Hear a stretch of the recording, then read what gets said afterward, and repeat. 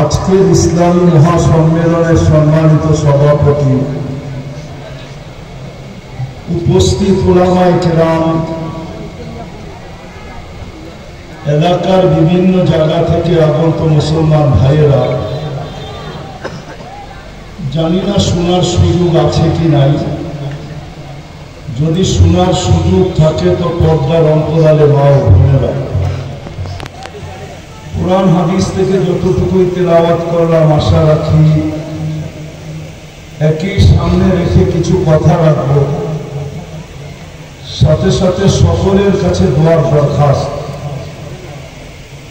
এই পর্যন্ত যা শুনলাম বা সামনে যা শুনব, আল্লাহ যেন সাধ্য অনুযায়ী কথাগুলোর উপরে আমল করার তৌফিক দান করে। দ্বিতীয় ছোট একটা অনুরোধ থাকবে, অনুরোধ, কথাগুলো যত বেশি মনোযোগ দিয়া এবং চুপচাপ শুনব, আশা করি কথাগুলো দিলে রাখতে পারবে। কেননা অনুরোধটা আমার পক্ষ থেকে না, স্বয়ং আল্লাহ আমাদেরকে হুকুম দিতেছেন, ইদা কুরিয়াল কুরআন ফাসতামিউ। যখন কোরআন পড়া হয় বা কোরআনই কথা হয়, তো যত বেশি মনোযোগ দিয়ে শোনা যায়, দিলের কান লাগায় শোনো। আনসিতু, বিলকুল চুপচাপ শোনো, কোনো সাউন্ড যেন না হয়। লাআল্লাকুম তুরহামুন। তাইলে আল্লাহর ঘোষণা হলো, আমি কথাগুলোর রং তোমাদের ভিতরে চড়াইয়া দেব। বোঝেন রং? আপনারা মনে হয় বুঝবেন না, যুবকরা বুঝবে ভালো। কেননা 14 তারিখে ফুল কিনে দুই জিনিস দেখলাম, রঙও দেখে আবার গ্রানও দেখে। কিন্তু গ্রাম যদি নাও থাকে, কমসে কম রং যেন থাকে। কেননা যদি রঙও নাই গ্রানও নাই, আর এটা নিয়ে যদি গেল তো I.ইউ লিখবে তো বড় দূরের কথা, দূরের থেকে জুতা দেখাবে, জুতা। ঠিক না? এই জন্য আল্লাহ বলে যত বেশি ধ্যান দিবে আর নিঝুম হবে, তো আমি তোমাদের দিলের ভিতরে দ্বীনি কথা, কোরআনের কথার রং বসায় দিব, রং। তখন আমাদের ভিতরে রং লাগবে, রাগ হয়ে যায় না। কথা কিন্তু শুরু হয়ে গেল। আমরা মুসলমান বটে, কিন্তু ইসলামের রং আমাদের ভিতরে নেই। উম্মতে মুহাম্মদী বটে, রাসূলুল্লাহ সাল্লাল্লাহু আলাইহি ওয়াসাল্লামের উম্মত বটে, কিন্তু নবীর আদর্শ আমাদের ভিতরে নাই। প্রমাণ দিতেছি, নবীর আদর্শ যদি থাকতো তাহলে শাহরাস্তির যুবকরা কেন নেটে দেখা চুল কাটত? জিজ্ঞাসা করেন এবার ঈদে কয়জন নেটে দেখা চুল কাটছে? নেটে দেখা মানে নেট থেকে ডিজাইন নিছে, তারপরে সেলুনে গেছে।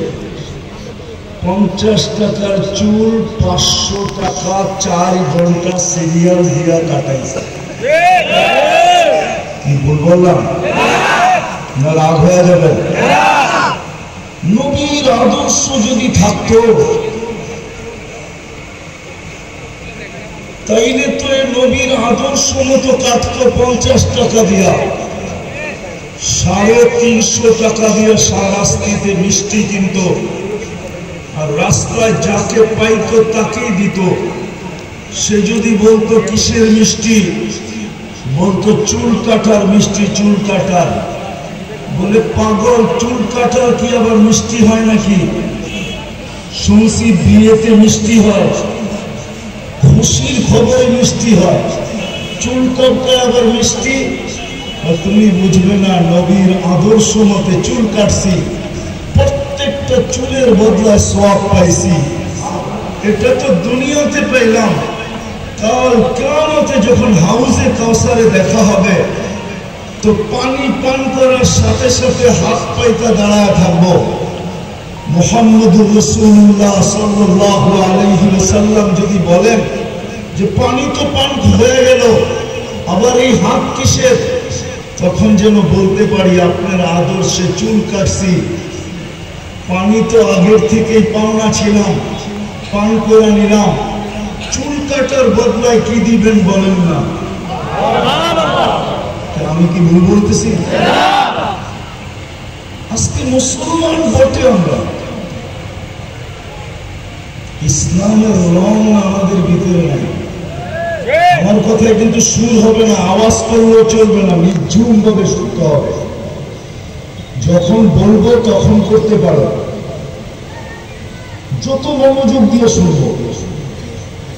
আজকে আমরা মুসলমান বটে, কথা লম্বা হবে না, কেন আমি জানি আমারই ঘাম ঝরতেছে, আপনারা খাঁচা খাঁচ গায়ে লাইগা বসে আছেন, আপনাদেরও ঘাম ঝরতেছে। আর কথা লম্বা হলেই যে কিছু হবে এমন না, অল্প কথাও যদি দিলে গাঁথতে পারি, তাহলে অল্প কথাই জীবন গড়ার জন্য যথেষ্ট হবে। একটা প্রমাণ দিয়ে বুঝাই, ইব্রাহিম ইবনে আদহাম রহমতুল্লাহ আলাইহিকে চিনে না এরকম মুসলমানের সংখ্যা খুব কমই আছে। ওলিদের প্রথম সারিতে দাঁড়ানো, অথচ উনি ওলি ছিলেন না। বলখ ইরাকের একটা এলাকার বাদশাহ ছিলেন। ছোট একটা কথা জীবনকে পরিবর্তন করে দিছে। ঘুম ভেঙে গেছে কারো পায়ের আওয়াজে, তো দেখতেছিলেন ওনার ছাদে জানি কে হাঁটতেছে না, যেন হাতুড়া মারতেছে। তো ডাইকা জিজ্ঞাসা করছে, এই গভীর রাত্রে আমার ছাদে, রাজপ্রাসাদের ছাদে কি করো? তো নির্ভীক ভাবে বলতেছে, নির্ভয়ে বলতেছে, উঠ হারায় গেছে, খুঁজতে খুঁজতে আপনার ছাদে চলে আসছি।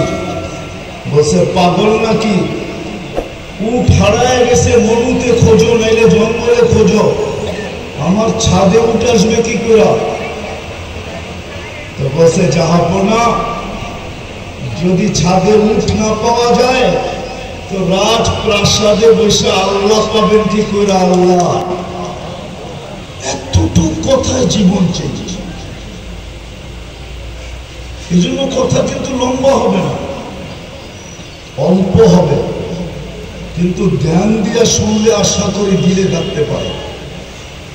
বিদায় প্রথম আমার কথা ছিল, মুসলমান আমরা বটে, কিন্তু ইসলামের রং আমাদের ভিতরে নেই। যদিও নাকি মুসলমান হিসেবে আল্লাহ আমাদেরকে নির্বাচিত করছেন, আমরা কুদরতি হাতে নির্বাচিত, কুদরতি হাতে, আল্লাহর কুদরতি হাত দিয়ে আল্লাহ আমাদেরকে নির্বাচিত করছেন।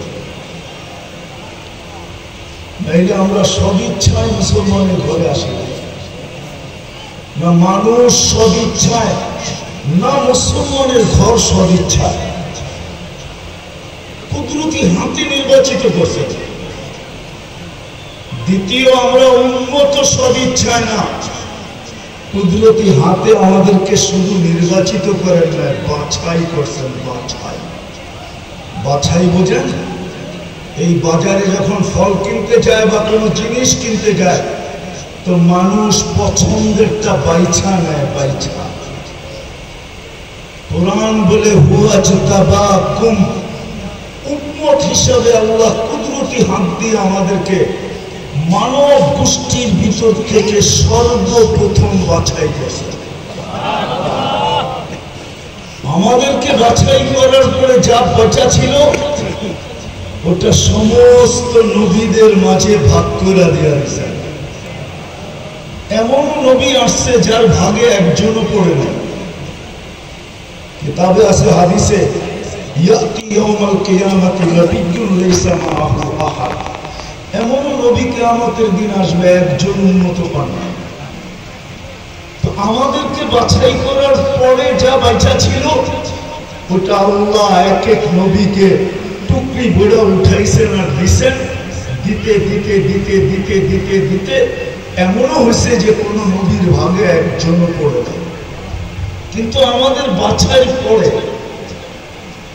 আল্লাহ উম্মতে মুহাম্মদী হিসাবে আমাদেরকে শুধু সিলেকশন করেন নাই, কুদরতি হাতে বাছাইও করছেন।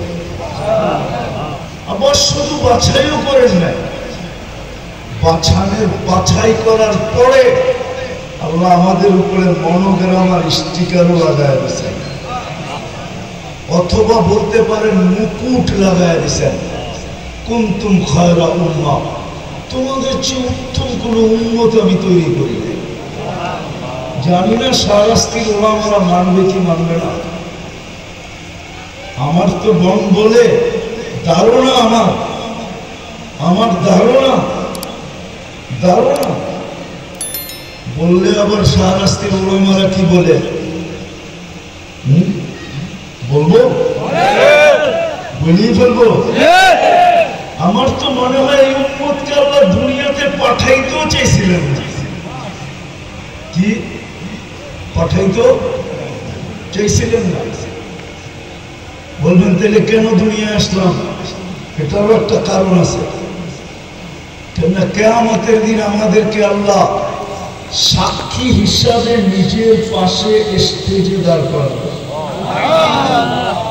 শুহাদা আলান নাস, কিয়ামতের দিন আমরা সমগ্র উম্মতের উপরে সাক্ষী হিসাবে আল্লাহর পক্ষে আল্লাহর পাশে দাঁড়াবে। কিন্তু যদি দুনিয়ায় না আসতাম তাহলে সমস্ত উম্মতরা বলতো এরা তো দুনিয়াই দেখে নেয়, আমাদের বিরুদ্ধে সাক্ষী দেয় তো দেয় কি করে। এই জন্য আল্লাহ বলে তোমাদেরকে পাঠাইলাম, খালি একটু পাড়ায়া চলে আসবা। পাড়ায়া কি? পাড়ায়া বোঝেন না? মাঝে মাঝে বন্ধুকে বলে না, কোন আত্মীয় স্বজন বুজুর্গকে বলে হযরত আমার বাড়ির সামনে দিয়ে যাবেন, আমার বাড়িটা একটু পাও রেখা যাবে। আল্লাহ আমাদেরকে পাও রাখার জন্য পাঠাইছে, নাইলে আমাদেরকে 60-70 বছর বয়স কেন দিতেন? অন্য উম্মতকে তো 1000 বছর বয়স দিচ্ছেন, আমাদেরকে তো শুধু 60-70 বছর বয়স দিচ্ছেন। আবার 60-70 দিয়েও আল্লাহ ভাবতেছেন মনে হয় পারানের জন্য বেশি সময় দিয়ে দিছি। তো আল্লাহ 2 পর্বে আবার কমাইও দিছেন যে যতদিন পর্যন্ত তুমি প্রাপ্ত বয়স্ক না হবে এই সময়টা তোমার বিরুদ্ধে যাবে না, পক্ষে যাবে। বিরুদ্ধে কলম উঠানো থাকবে, নিষ্পাপের খাতায় লেখা হবে। 15 বছর হইল, আর কত 60 হইলে 45, ঠিক না? তারপরও ভাবতেছেন মনে হয় পারানের জন্য এটাও বেশি হয়ে গেছে। আল্লাহ বলে যতক্ষণ 24 ঘন্টায় ঘুমায়া থাকবে, 24 ঘন্টায় যতক্ষণ ঘুমায়া থাকবে অতক্ষণ জীবন তোমার বিরুদ্ধে যাবে না, কলম তোমার বিরুদ্ধে লিখবে না। আমরা কলমকে উঠায় রাখবো। রুফিয়াল কলম মা ইন হাত্তা ইয়াস্তাইকিদ, ঘুমন্ত ব্যক্তির থেকে কলম উঠানো থাকে যতক্ষণ পর্যন্ত সজাগ না হয়। বোঝা গেল এটাও মাফ। তাইলে রইল কতটুকু? পালনের জন্য দিচ্ছেন, পালনের জন্য। আফসোস তো আমার এই জন্যই আলোচ্য বিষয় এটা নিলাম, যেটা আমি শুরু করছিলাম যে মুসলমান তো বটে, কাগজে তো লেখি, মুখে তো বলি, স্বীকারোক্তি তো দেই, কিন্তু আমার ভিতরে ইসলামের রং কতটুকু? উম্মতে মুহাম্মদী তো বলি, কিন্তু নবীর আদর্শ আমার ভিতরে কতটুকু? শাহরাস্তির মানুষ একটু ভাবেন, একটা তো প্রমাণ দিলাম যে নবীর আদর্শ যদি থাকতো তাহলে 50 টাকার চুল যুবক কেন 400 না 500 না, এই রোজার ঈদে 1000 টাকা দিয়ে চুল কাটছে, 1000 টাকা দিয়ে। জিজ্ঞেস করেন না দেখে কেন কাটবে? চুল কাটায় কি নবীর আদর্শ নাই? পোশাকে কি নবীর আদর্শ নাই? তাইলে যেই উম্মতের দাড়ি জান্নাতে যাওয়ার জন্য দেওয়া হয়েছে, জান্নাতে যাওয়ার জন্য, কিসের জন্য? আমি প্রমাণ দিতেছি আপনাকে। মুফাসসিরে মুহাদ্দিসে জামান মারা যাওয়ার পরে বন্ধুরা স্বপ্নে দেখছেন, জিজ্ঞাসা করছেন কি ব্যবহার করা হলো তোমার সাথে? দাড়ি দেখায় জান্নাতে চলে গেছে।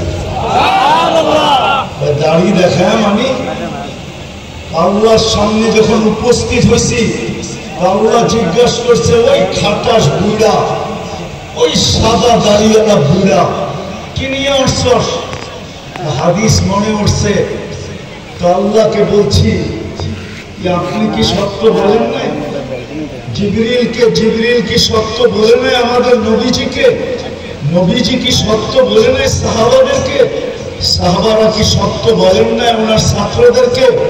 ওই ছাত্ররা কি সত্য বলে নাই আমাদেরকে? আপনি নাকি সাদা দাড়ি দেখলেন লজ্জা পান, এখন তো উল্টা দেখতেছি চোখ বড় বড় করতেছেন। আল্লাহ হাসি দিয়া বলতেছে সবাই সত্য বলছে, আমিও সত্য বলছি, তোকে মাফ করে দিলাম। হাদিসে আছে ইন্নাল্লাহ লা ইস্তাহি জি শাইবাতিন শাইয়াবাতিল ইসলাম। উম্মতে মুহাম্মদীর ভিতর থেকে মুসলমান অবস্থায় যে একটা দাড়িও পাকাইতে পারলো, একটা দাড়ি, ওকে দেখলে আল্লাহ লজ্জা পায়, লজ্জা। শাস্তি দেন না। যদি মুহাম্মদুর রাসূলুল্লাহ সাল্লাল্লাহু আলাইহি ওয়াসাল্লামের আদর্শই থাকতো তাহলে সকালে উঠে আমি ক্লিন শেভ করি তো করি কি করে? হাজী মদিনা মুনাওয়ারা দাড়ি ছাড়া যায় তো যায় কি করে? আল্লাহর রাসূলের রওজায় সালাম দেওয়ার পরে বাড়িতে এসে দাড়ি কাটে তো কাটে কি করে? যদি নবীর আদর্শ থাকতো। আজকে আদর্শ নাই, আমরা নবীর ইজ্জত রাখি নাই। এই গরম শুধু শুধু আসে নাই। বাংলাদেশ কোনদিন ৭৫ বছর ধরে এই গরম কোনদিন দেখে নাই। এই মাটির বয়সে এই গরম মাটি কোনদিন দেখে নাই। সত্য তো? এই গরম কেন? সারা দুনিয়ার মুসলমান নির্যাতিত কেন? ফিলিস্তিন আপনারা মিডিয়ায় দেখছেন, আমি 14 বছর আগে চোখে দেখে আসছি। চোখে আমার চেয়ে ফিলিস্তিন আপনারা বেশি চিনেন। আমি জানি ফিলিস্তিনের মাটিতে কয়জন নবী শুয়ে আছে, শুধু জানি না, আমি দেখে আসছি কয়জন সাহাবীর কবর আছে। ওয়াদি খলিল কোন জায়গায় আমি চিনি, ইব্রাহিম খলিল কোথায় শুয়ে আছে। ওয়াদি মুসা কোথায় আমি চিনি, যে মুসা আলাইহিস সালাম কোথায় শুয়ে আছে। ফিলিস্তিনের জমিন আপনারা চিনেন না, ওর বালুর প্রত্যেকটা কোণার সাথে বরকত মিশ্রিত আছে। বারাকনা হাওলা, যেখান থেকে যেখানে মুহাম্মদুর রাসূলুল্লাহ সাল্লাল্লাহু আলাইহি ওয়াসাল্লামের জন্য ১৬ লক্ষ নবীদেরকে জীবিত করে দাঁড় করানো হয়েছে, একত্রিত করা হয়েছে। আমাদের নবীজি ১৬ লক্ষ নবীদের ইমামতি করছেন। প্লেন বহু দূর দৌড়ায়, তারপরে আকাশে ওঠে। আরশে যাওয়ার প্লেন বোরাক মক্কা থেকে বাইতুল মুকাদ্দাস পর্যন্ত রানওয়ে ছিল। দৌড়াইতে দৌড়াইতে দৌড়াইতে ওই রানওয়েতে যায় ইমামতি যখন শেষ, তখন প্লেন ওইখান থেকে আরশের জন্য টেক আপ করছে। ওই জমিন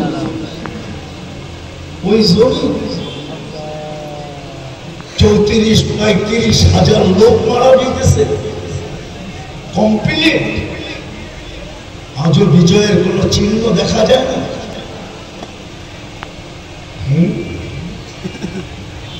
আজও তো বিজয়ের কোন চিহ্ন দেখা যায় না।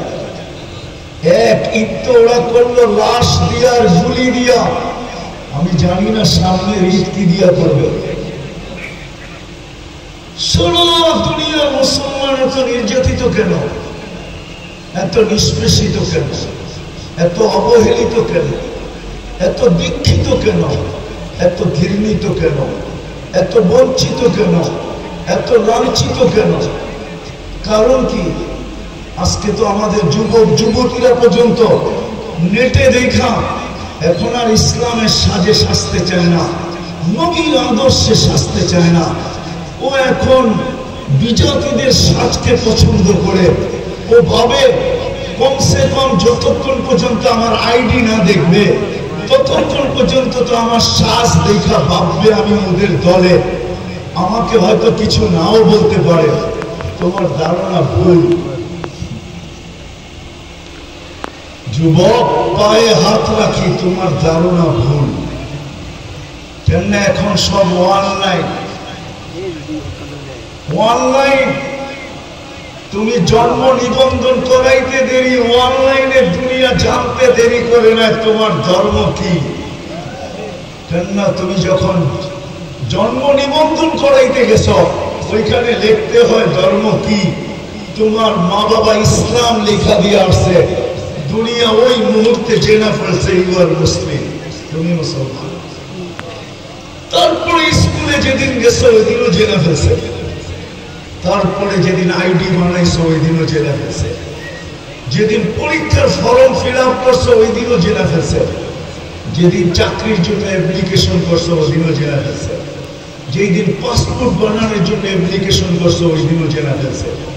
তুমি ভাবতেছো তোমার এই পোশাক আর আশা, তোমার চাহিদার চলন, তোমার বিজাতিদের রূপে রূপান্তর হওয়া, সাজে সজ্জিত হওয়া তোমাকে বাঁচায় দিবে? ওরা এটা দেখবে? ওরা অনলাইন দেখে ফেলছে, ওরা আর তোমার রূপরেখা দেখবে না। বরং আজকে আমরা নির্যাতিত এই জন্যই, আমরা আল্লাহর ইজ্জত রাখি না, রসুলের ইজ্জত রাখি না। যদিও চোখের পানি ঝরাইতে গেছে। আমরা নবী চিনি না, শুধু জানি না, চিনি না। চিনা অন্য জিনিস, নাম জানা অন্য জিনিস। আজকে উম্মতে মুহাম্মদী রসুল চিনে না। যদি চিনত যে রসুল কে, মর্যাদা কত বড়, প্রয়োজনীয়তা কতটুকু, আমি প্রয়োজন রাখি কতটুকু, কতটুকু আমার দরকার হবে, সর্বঘাটিতে কতটুকু আমার দরকার হবে, এটা যদি বুঝতো তো রব্বে কাবার কসম উম্মতে মুহাম্মদী সে চুল কাটবে নেটে দেখে, বিজাতিদের সাজে সাজবে, 14 তারিখ উদযাপন করবে, 31 নাইটে জমিনকে কাঁপায়া দিবে। রব্বে কাবার কসম কোনদিন সম্ভব ছিল। এই জন্যই আমার কথা শুরু ছিল, মুসলমান বটে কিন্তু ইসলামের নাম নাই, উম্মত বটে কিন্তু নবীর কোন আদর্শ। আমরা নবীর রাজ রাখি না। হায় হায়, দুই একটা সময় সারাস্তির মানুষ দেখি বুঝে আসে কিনা, দেখি বুঝে আসে কিনা, বুঝে আসে কিনা দেখি। ওই রসুল সমগ্র সৃষ্টির আগে, সমগ্র সৃষ্টির আগে যিনি আল্লাহর কাছে, সমগ্র সৃষ্টির আগে, এখনো সৃষ্টি তৈরি হয় নাই, কোন সৃষ্টি আল্লাহ তৈরি করেন নাই। তারও 1000 বৎসর আগে সূরা ইয়াসিন আল্লাহ তেলাওয়াত করেছেন। ইয়াসিন আমাদের নবীজির নাম। 10টা নামের একটা নাম, যে 10টা নাম আল্লাহ নিজে রাখছেন বন্ধু। আল্লাহ ডাক দিছেন ইয়াসিন, তারপরে আল্লাহ কসম খাইছেন কুরআনিল হাকিম, তারপরে আল্লাহ বলতেছেন ইন্নাকা লামিনাল মুরসালিন। আরবি গ্রামার আমাকে বলে, আল্লাহ গ্রামার ভুল করতে পারে না, আমি হয়তো পারি, আমরা হয়তো পারি, আল্লাহ গ্রামার ভুল করতে পারে না। আরবি গ্রামার হিসাবে বোঝা যায় মনে হয় নবীজি ওই সময়ও আল্লাহর পাশে বসা ছিল, নাইলে আল্লাহ ইন্নাকা লামিনাল মুরসালিন বলতে পারে না, ইন্নাহু লামিনাল মুরসালিন বলতে হতো। আল্লাহ বলতেছে ইন্নাকা লামিনাল মুরসালিন, বন্ধু আপনি নবী হিসাবে প্রেরিত। কিন্তু আমি ওই তর্কে যেতে চাই না যে কোন রূপে ছিল, কোন রূপে ছিল এটা আল্লাহ জানে, কিন্তু কিন্তু ছিল, কিন্তু ছিল সৃষ্টির 1000 বছর আগে। কেমন নবীর উম্মত আপনি, সৃষ্টির 1000 বছর আগে, সৃষ্টির 1000 বছর আগে। দুনিয়া তো জানতই না, যদি মুহাম্মদুর রাসূলুল্লাহ সাল্লাল্লাহু আলাইহি ওয়াসাল্লাম না জানাইতেন তো দুনিয়া তো প্রশ্নের উত্তরই জানতো না। যখন মানুষ তৈরি করার পরে, রূহ তৈরি করার পরে আল্লাহ রূহের জগতে আমাদেরকে জিজ্ঞাসা করছিলেন আলাস্তু বিরাব্বিকুম, আমি কি তোমাদের রব নই? এটার জবাব মানুষের জানা ছিল না, না কোন নবী রাসূলের জানা ছিল, না কোন মানুষের জানা ছিল। সর্বপ্রথম যিনি আমাদেরকে শোনাইছেন, আমাদেরকে শিখাইছেন, যিনি আমাদেরকে জানাইছেন, সর্বপ্রথম যিনি চিৎকার দিয়ে উঠছেন বালা, আর ওনার বালা শুনা সবাই আমরা চিৎকার দিয়ে উঠছি বালা। যিনি আমাদেরকে এই প্রশ্নের জবাব শিখাইছেন মুহাম্মাদুর কি, মুহাম্মাদুর রাসূলুল্লাহ। আরে বলেন না মুহাম্মাদুর রাসূলুল্লাহ, আবার বলেন মুহাম্মাদুর রাসূলুল্লাহ। এটা বারবার বলাইতেছি এই জন্য, এটা বলতে গেলে 120 নেকি পাইতে আপনি দেরি করবেন না। আর যেইভাবেই বলেন নেকি পাইবে কি পাইবে না এটা ওলামাদের ব্যাপার, আমার ব্যাপার না। কিন্তু আমি বলবো যে বলবে মুহাম্মাদুর রাসূলুল্লাহ উনি কয় নেকি পাবে?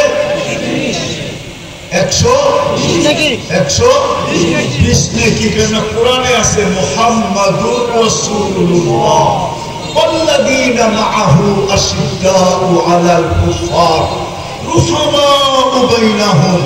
সে কোরআন উচ্চারণ করছে, এই জন্য 12 হরফ 10 দিয়ে পূরণ দিলে 120 নেকি পাবেন।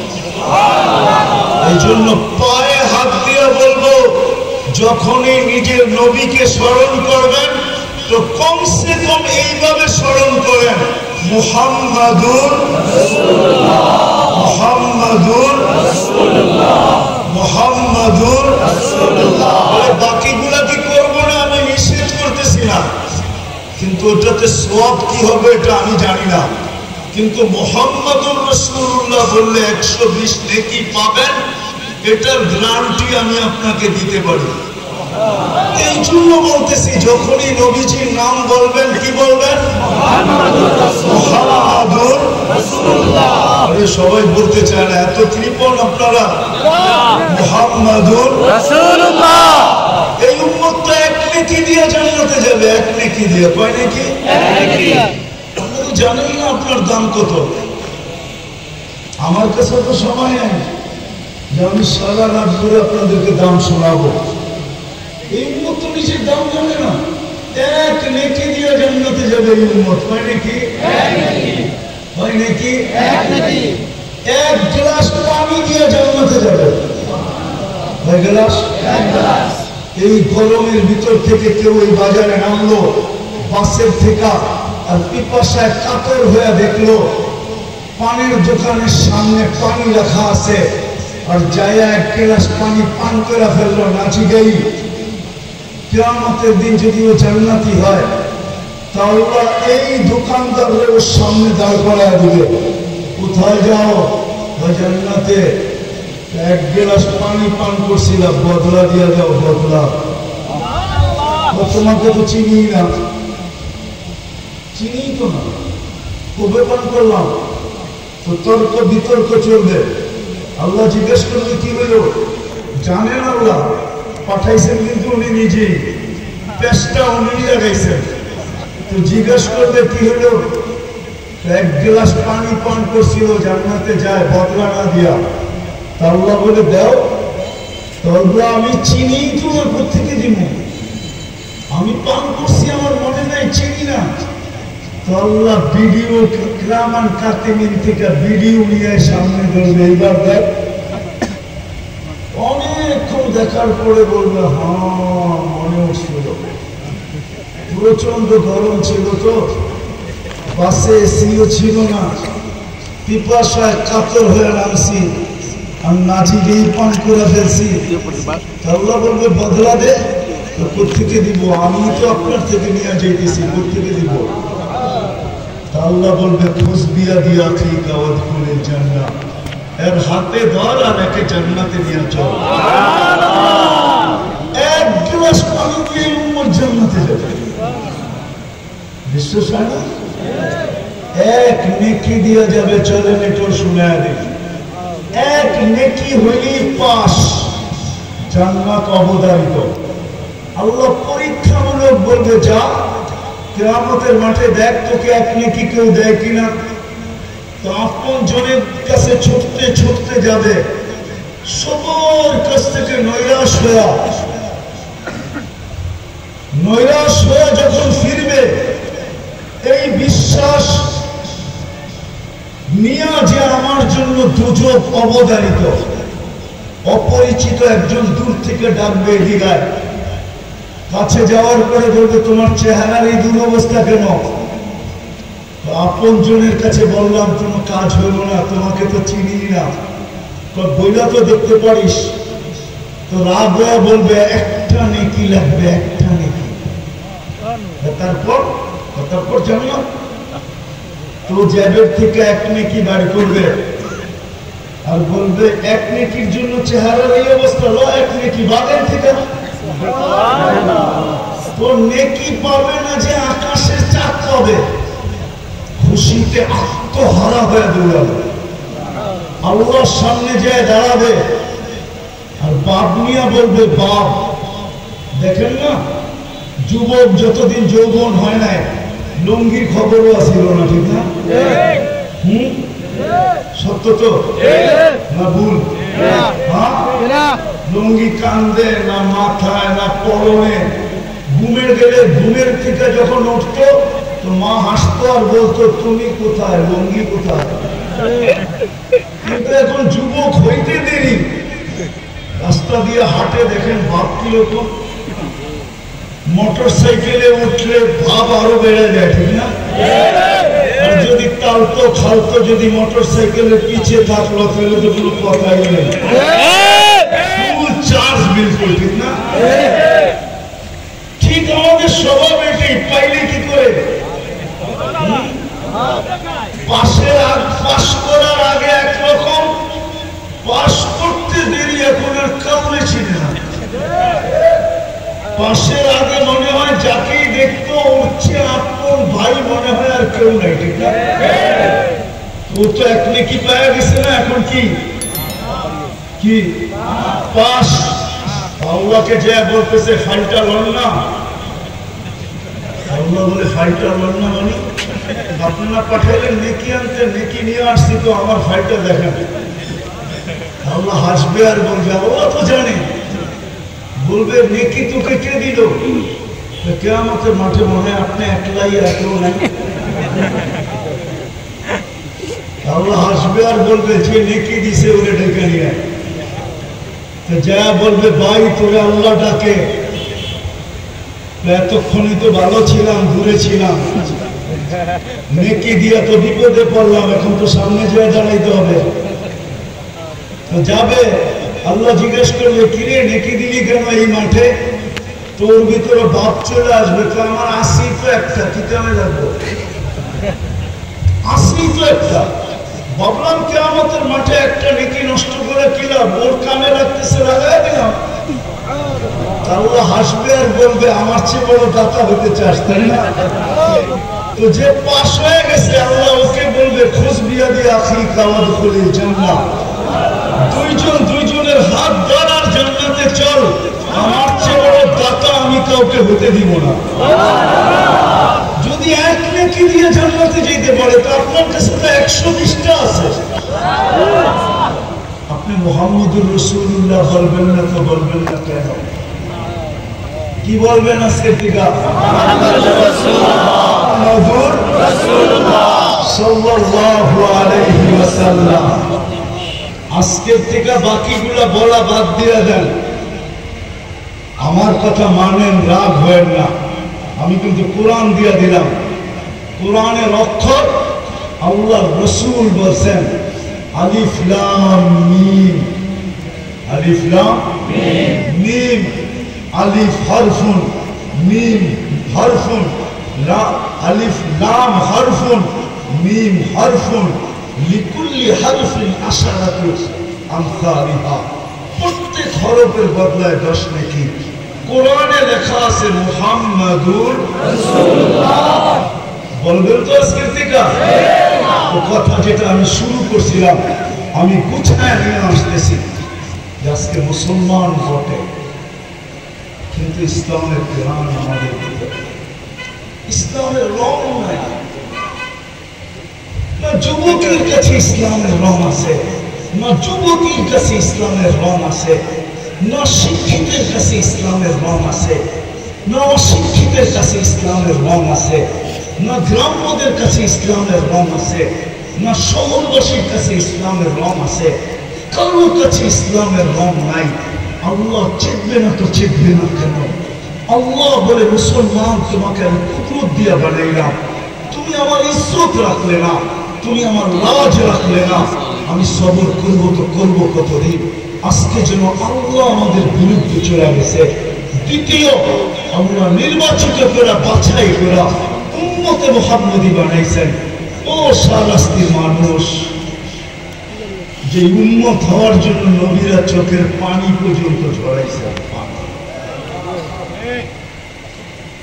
আমি তুর পাহাড় দেখছি বিদায় আমার ভিতরে অনুভূতিটা বেশি। আমি কিতাব দেখা বলতেছি না, তুর পাহাড় দেখা বলতেছি।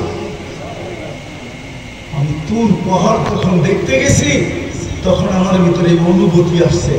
বদায় নেহার ভিতরে লেখা আছে মুসা, এরকম কোন কিতাব নাই, এরকম কোন আসমানি কিতাব নাই, এরকম কোন নবী নাই, এরকম কোন রসুল নাই, এরকম কোন উম্মত নাই যাদের মুখে মুখে আমাদের আলোচনা না ছিল, আমাদের নবীর আলোচনা না ছিল, আমাদের আলোচনা না ছিল, কোরআনের আলোচনা না ছিল, সাহাবাদের আলোচনা না ছিল। কোরআন এই দিকে ইঙ্গিত দেয়, মাসালুহুম ফিত তাওরাত ওয়া মাসালুহুম ফিল ইনজিল। তোমাদের আলোচনা আসমানি সমস্ত কিতাবের ভিতরে আমি ভরা দিছি, সমস্ত নবী রাসূলদের মুখে মুখে লাগায় দিছি, সমস্ত উম্মতের ভিতরে ছড়ায় দিছি। এই জন্য মুসা আলাইহিস সালামের পর্বে আসছে এই উম্মতের প্রতিদিন শুনতে শুনতে শুনতে শুনতে একদিন মুসা আলাইহিস সালাম ফাতারাদাত তাওরাত, তাওরাতকে সরায়া দিয়েছেন আর বলছে আল্লাহ কিতাব লাগবে না, যে কিতাব আল্লাহ নিজের কুদরতি হাতে লেখা দিয়েছেন। ফাতারাদাত তাওরাত, তাওরাতকে সরায়া দিয়া বলছে আল্লাহ লাগবে না, আমাকে উম্মতে মুহাম্মদী বানায়া দেন, আমি কতই উম্মতের ফজিলত শুনবো। আল্লাহ বলতেছে মুসা সাবাক্তা মিনহুম, অনেক আগে চলে আসছো, উম্মত হওয়ার কোনো স্কোপ নাই। একটু ঠান্ডা হয়েছেন, বসে ফাআরিনি, তাইলে একটু চেহারা দেখা যায়। আল্লাহ বলে বাছাই করা শোকে যে রেখা দিছি, বন্ধু আশা ব্যতীত বাহির করবো না। ঠিক বুঝেন না কোথায় রাখছে? কোথায়?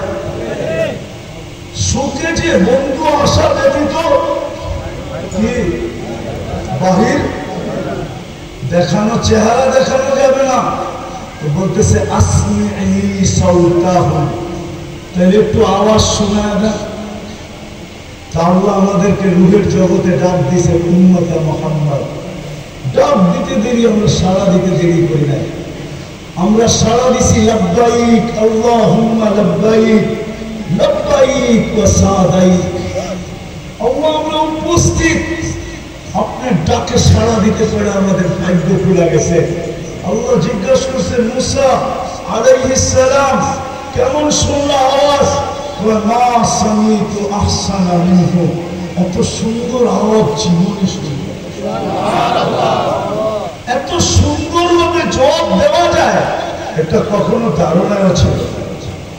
চলেন আরেকটা শোনায়। নবী নবী দানিয়েল আলাইহিস সালাম, উনি বড় চালাক ছিলেন। চালাক, উনি উম্মত হওয়ার দোয়া করেন নাই।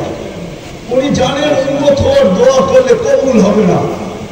তো উনি দোয়া করছেন, আল্লাহ আমি উম্মত হতে চাই না, মৃত্যুর পরে যেন আমাকে সুরক্ষিত রাখা হয়। উম্মতে মুহাম্মদী যখন আসবে তো এদের হাতের মাধ্যমে কাফন পরায়া আমাকে যেন দাফন করা হয়। আল্লাহ ওনার দোয়া কবুল করছেন। তো রাসূলুল্লাহ সাল্লাল্লাহু আলাইহি ওয়াসাল্লাম একদিন মজলিসে বলতেছিলেন সাতুফতা তুস্তার, ইরাকের ঐতিহাসিক নাম হলো তুস্তার। একদিন ইরাক স্বাধীন হবে। সাতাজিদুনা ফীহি দানিয়াল, তোমরা দানিয়াল আলাইহিস সালামকে পাবে, যিনি তোমাদের হাতের কাফন আর দাফনের জন্য অপেক্ষা করতেছেন। তো যেদিন ইরাক স্বাধীন হয়, আবু মুসা আশআরী রাদিয়াল্লাহু তাআলা আনহু বলতেছিলেন, এই হাদিস আমার মাথার ভিতরে বাড়ি মারতেছিল, খটকাইতেছিল, খটখট করতেছিল। তো আমি তালাশে নেমে গেছি যে দানিয়েল আলাইহিস সালামকে কোথায় পাবো। তো আমি রাজপ্রাসাদের ভিতরে ঢুকলাম। তো দেখলাম এক খুনখুনে বৃদ্ধ বসা, তার মাথার উপরে একটা তাবুত রাখা। তো আমি বৃদ্ধকে জিজ্ঞেস করলাম, লিমানি তাবুত, এই কফিন কার? তো খুনখুনে বৃদ্ধ বলল যে দানিয়েল আলাইহিস সালাম, এই কফিনের ভিতরে দানিয়েল আলাইহিস সালামকে রাখা আছে। আর দানিয়েল আলাইহিস সালামের উপাধি ছিল হিব্বুল্লাহ। কি? এখন তো আবার পিছিয়ে যেতে হবে আমাকে।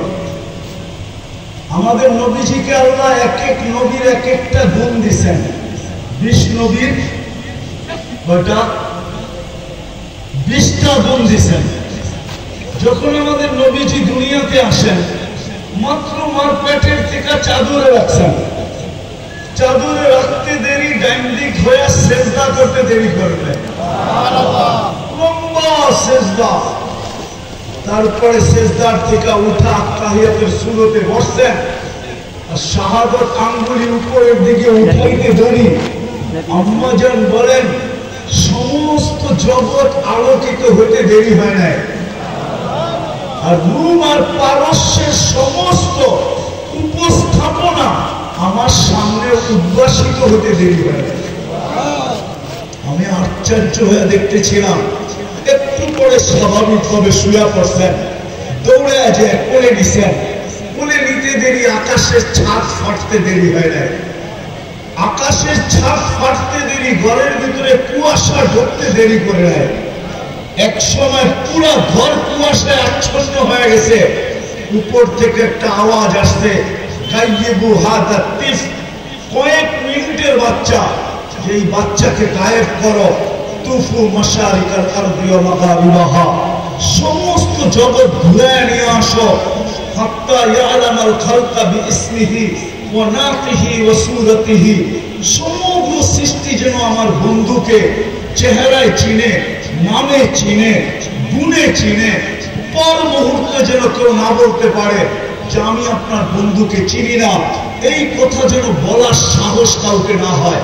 আম্মা জান বলে, আওয়াজ আসতে দেরি, আমার কোলের থেকে গায়েব করতে দেরি করে নেয়। একটু পরে আওয়াজ আসছে, আরিদু আলাইহি কুল্লি রুহানি, সমস্ত রুহানি জগতের জিনিস এই বাচ্চার সিনার ভিতরে ভরো।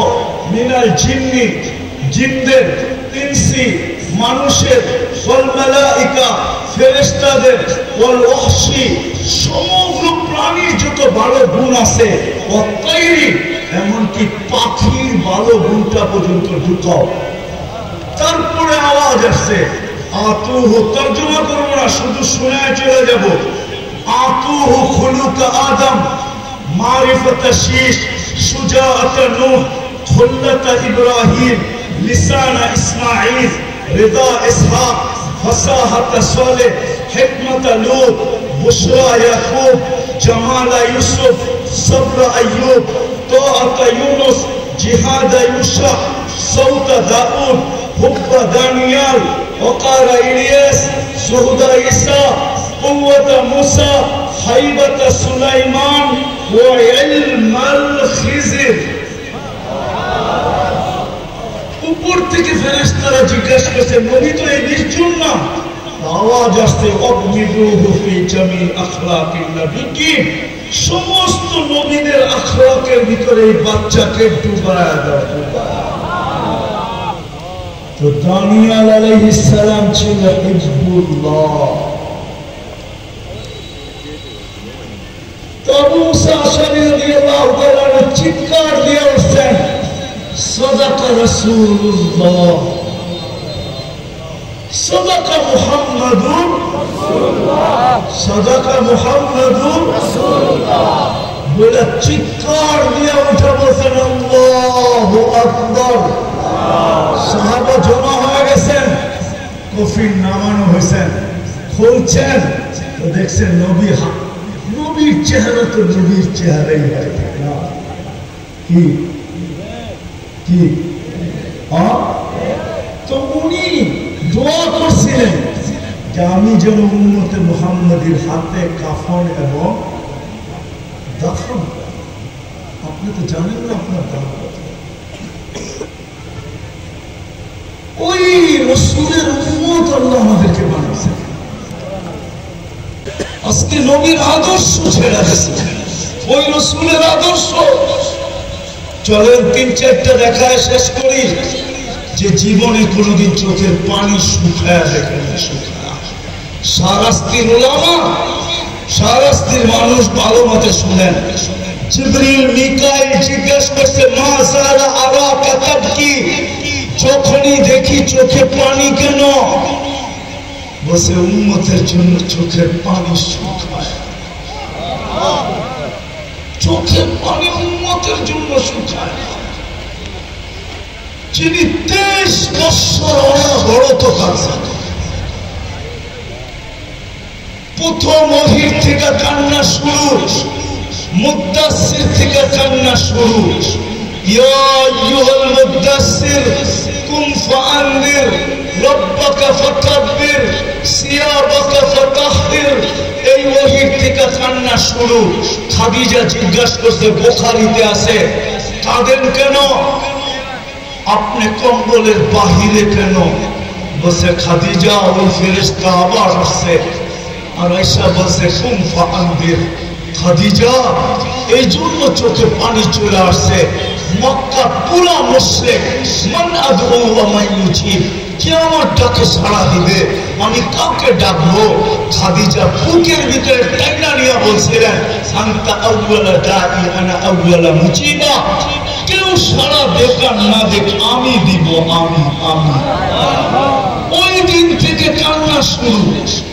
আমি কান্না দেখাইতেছি, কান্না এটা দিয়ে শেষ করে দিব, কান্না দেখাইতেছি।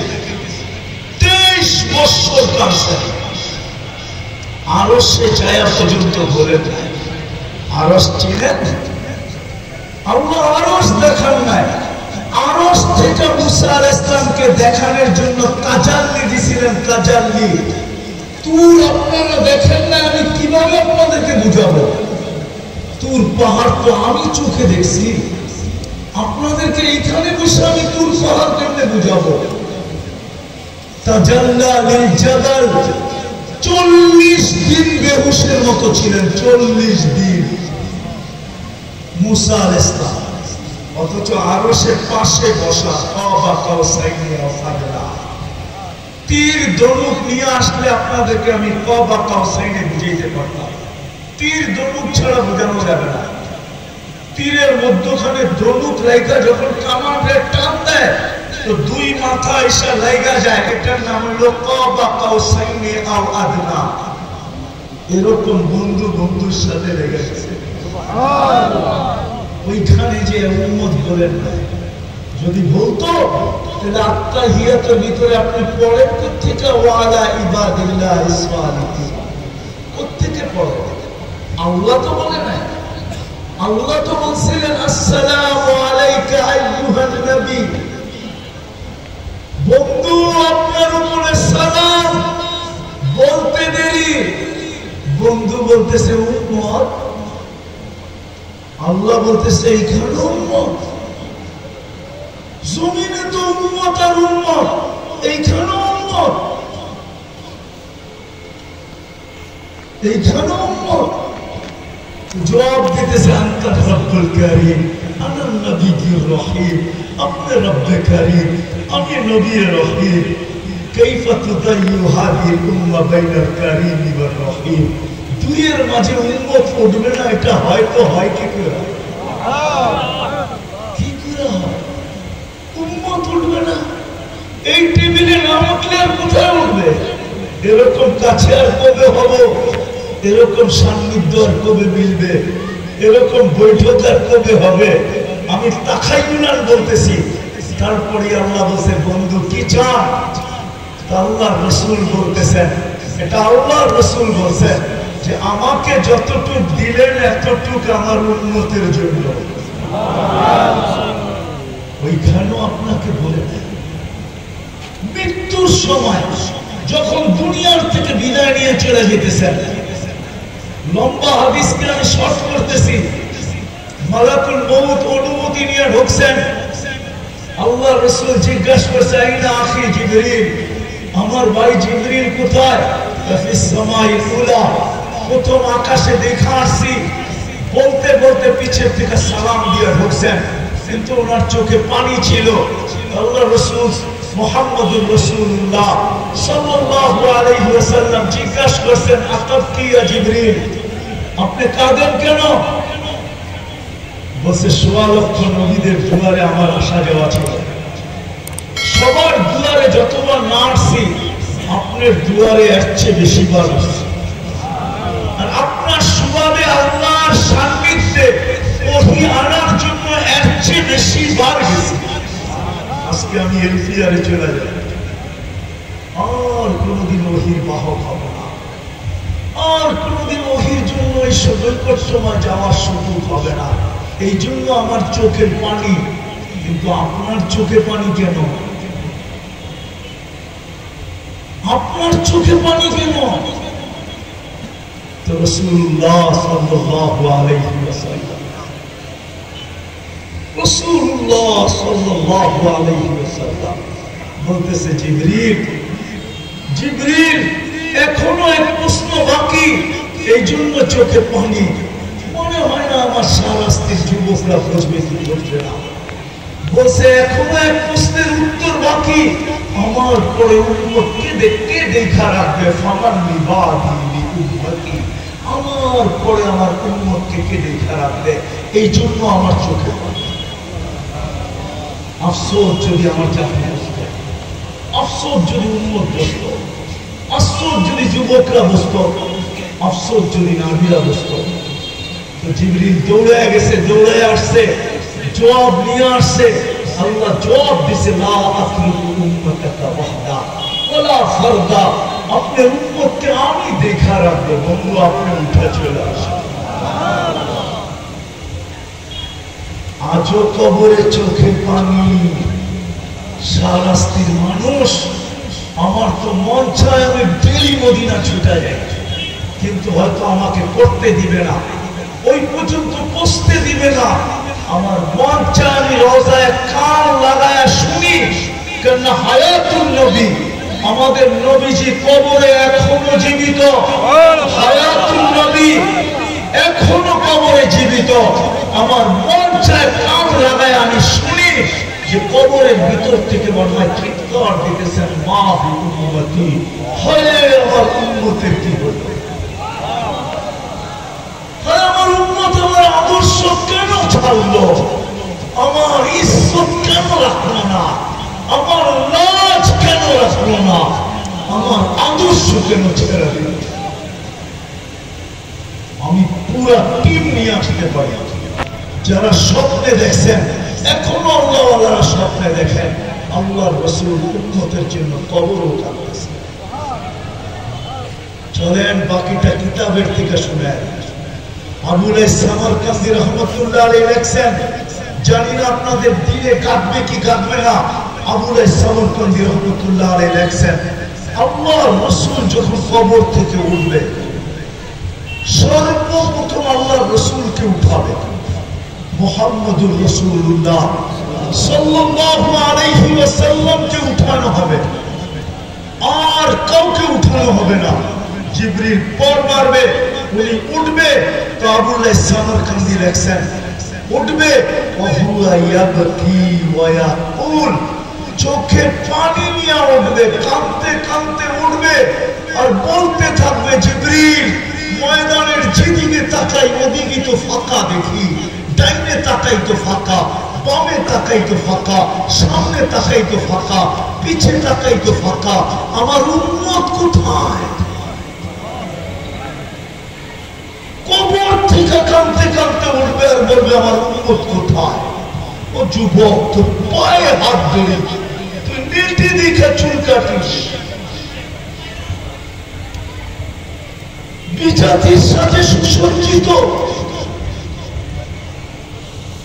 বাপ্তা আমাদের সাথে সুসজ্জিত হলে ভিসা দিয়া দিয়া আমাদেরকে নিয়ে যেত, তাইলে আমাকে আমেরিকা, ইউরোপে, অস্ট্রেলিয়া, সারা দুনিয়ার প্রবাসীদের চোখের পানি দেখে আমাকে কাঁদতে হতো না। আমি দুনিয়াতে ৯৯টা দেশ দেখছি, ৭টা মহাদেশ দেখছি, দুনিয়ার কোন উন্নত দেশ বাকি নাই আমি দেখি নাই। কোন দেশে 18 বার গেছি আমি। শাহরাস্তির মানুষ, তাইলে আমেরিকায় যারা মেক্সিকো জঙ্গল দিয়া 30 লাখ টাকা দিয়ে ঢোকে, ওদের চোখের পানি আমাকে কোনোদিন কাঁদাইতো না, ওদের কাহিনী আমাকে কোনোদিন কাঁদাইতো না, ওদের জানাজা আমাকে কোনোদিন কাঁদাইতো না। শাহরাস্তির থেকে বেশি দূরে না, শাহরাস্তি যদিও নাকি চাঁদপুরের আন্ডারে, কিন্তু বাসাগত ভাবে তো আপনারা বেশিরভাগ নোয়াখালী, ঠিক না? নোয়াখালী এখান থেকে দূর। শটডাউনের সময় নোয়াখালী ছেলের জানালে আমাকে কাদায় ছেড়ে দিচ্ছে, ওর কেউ ছিল না, আমি ওকে চিন্তা। 5 মাস আগে জেলখানার থেকে বাহির হয়ে আসছে, 5 মাস আগে জেলখানার থেকে বাহির হয়েছে, মেক্সিকো জঙ্গল দিয়ে আমেরিকাতে ঢুকছে 30 লক্ষ টাকা দিয়ে। হোম ডেলিভারির কাজ করতো, মোটর সাইকেল অ্যাক্সিডেন্টে মারা গেছে, কারো চোখে পানি আসে নাই, কিন্তু আমি কাঁদতেছিলাম এই কথা ভাইবা যে ওর সমস্ত স্বপ্ন ধূলিসাৎ। ও ভাবছে কয়েকদিন পরে গ্রিন কার্ড পাবো, তারপরে মা বাপ ভাই বোন আত্মীয় স্বজন স্ত্রী পুত্র সবার জন্য অ্যাপ্লাই করব, একের পর এক বায়োটেশন সব আমার আঙ্গুল ধরে আমেরিকাতে চলে আসবে, আমার পুরো ফ্যামিলি আমেরিকাতে থাকবে, একটা অ্যাক্সিডেন্ট সমস্ত স্বপ্ন ধূলিসাৎ। তাইলে 30 লাখ টাকা দিয়ে কেন যেতে হতো? ও যুবক বলো না, আমি বলো না কেন যেতে হতো? তোমার চুল তো ওদের স্টাইলে, তোমার গেঞ্জি তো ওদের স্টাইলে, তোমার প্যান্ট তো ওদের স্টাইলে, তোমার চলা তো ওদের স্টাইলে, তোমার বসা তো ওদের স্টাইলে, তোমার খাওয়া তো ওদের স্টাইলে, সবকিছু তুমি ওদের স্টাইলে করো। তারপরে এমবেসিতে দাঁড়াইলে 30 লাখ টাকা দিয়ে কেন ভিসা আদায় করছো? বলো আমাকে, আরে বলো না, বলো আমাকে কেন লাগিত? তোমার রূপরেখা দেখে ভিসা দেয় না? না না, জন্যই কবর থেকে কাঁদতে কাঁদতে উঠবে। চলো আগেরটা দেখি, দিলে লাগে কিনা। আমার সমাজে ইউনিয়ন পরিষদের চেয়ার পাওয়ার জন্য মরতে রাজি, মারতে রাজি, বুকের তাজা রক্ত ঢালতে রাজি, নববধূকে বিধবা করতে রাজি, ছোট ছোট বাচ্চাদেরকে এতিম করতে রাজি, ঠিক না? আরে বোঝে না?